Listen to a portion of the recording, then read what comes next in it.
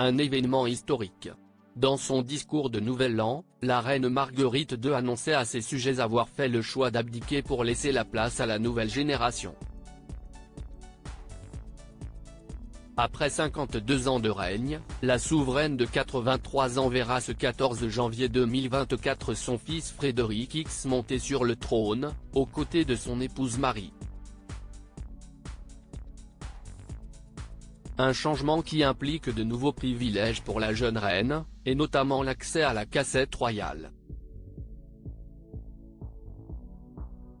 Comme l'explique Histoire royale, la nouvelle souveraine pourra désormais porter les 4 parures qui composent les bijoux de la couronne, réservés aux reines du Danemark depuis la mort de la reine Sophie Madeleine en 1746.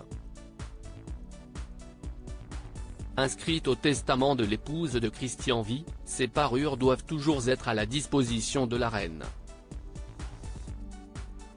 Ainsi, il est de tradition qu'elle ne quitte jamais le territoire danois. La régente les porte donc uniquement lors de grands événements organisés dans son pays.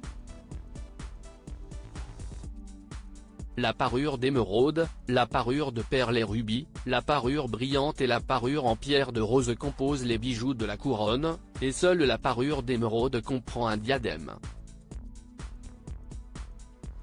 Les autres se composent de colliers, broches et boucles d'oreilles. Tous ces bijoux n'ont pas été changés depuis 1842, lorsque la reine Caroline Amélie, épouse du roi Christian VIII, a apporté quelques modifications aux bijoux. En outre, Marie de Danemark pourra aussi porter le célèbre diadème de perles poirées, que la reine Marguerite II met régulièrement. Supérieure à Marguerite II de Danemark, le geste fort de la reine à quelques jours de son abdication de bijoux divisés en 3 catégories. Mais outre les bijoux de la couronne, les joyaux que possède la famille royale du Danemark sont divisés en 2 autres catégories.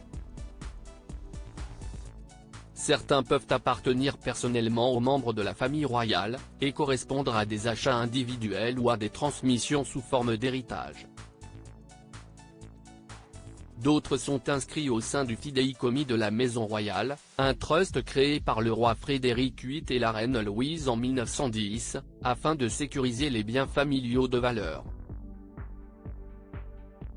Ceux qui y sont inscrits ne peuvent être partagés entre les héritiers, mais sont transmis de roi en roi. Le roi peut disposer comme il le souhaite de ses biens. Le diadème de perles poirées en fait partie.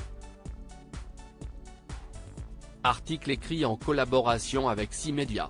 Crédit photo, Backgrid USA.